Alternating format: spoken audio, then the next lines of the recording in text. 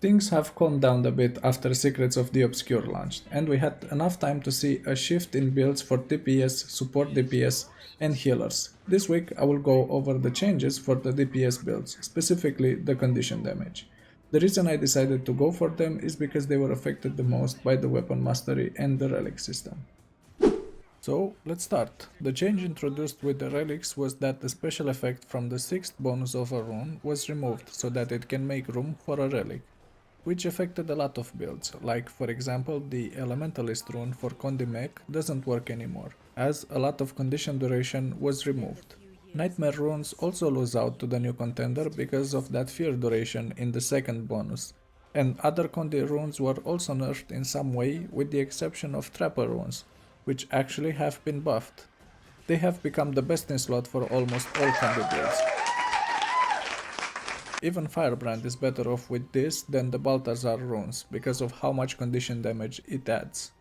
Let's go over the specs that can make good use of the Trapper runes.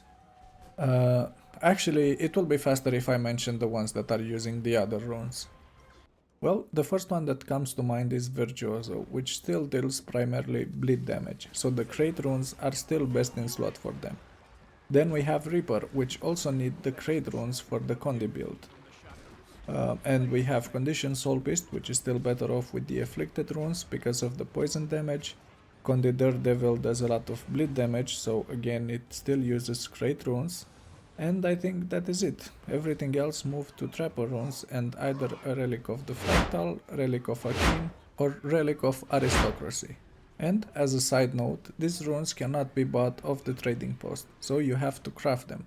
I will quickly show you the requirements to craft them. So you'll need at least one of these professions to 400. Armorsmith, Leatherworker, and Tailor. You'll also need the recipe, which can be bought for around 2 or 3 silver on the trading post, and then these ingredients for a set of 6. 72 piles of lucent crystal,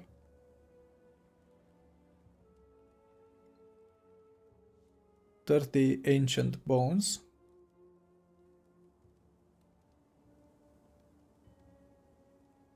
30 globes of ectoplasm,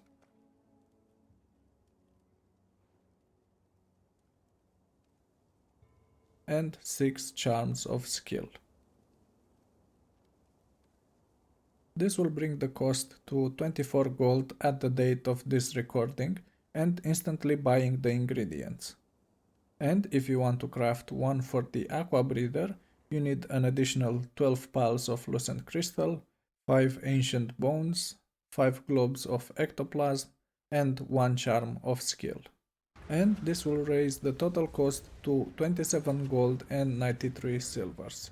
The armor stats are still mainly Viper, so the good news is that you do not need to change it. And that is it for the condition damage meta. For the moment, these builds have the highest damage in benchmarks, and they will probably be nerfed in some way in the next balance patch.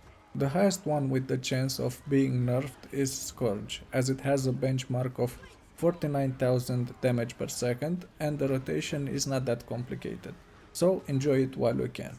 For the other ones, I'm not sure, as most of them are around 44 to 46,000 damage per second, so we will have to wait for the patch notes to see. What do you think about this new meta? Do you enjoy playing Condi builds, or you like more the power version? Let me know in the comment section. If you want to see more content like this, please let me know in the comment section below, and if you enjoyed the video, please click the like and subscribe buttons.